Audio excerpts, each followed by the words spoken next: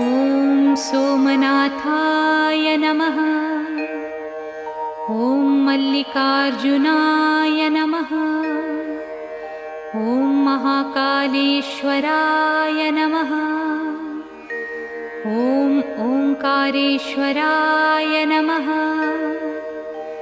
ॐ वैद्यनाथाय नमः। ॐ भीमशङ्कराय नमः।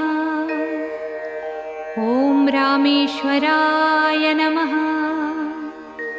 ॐ नागेश्वराय नमः।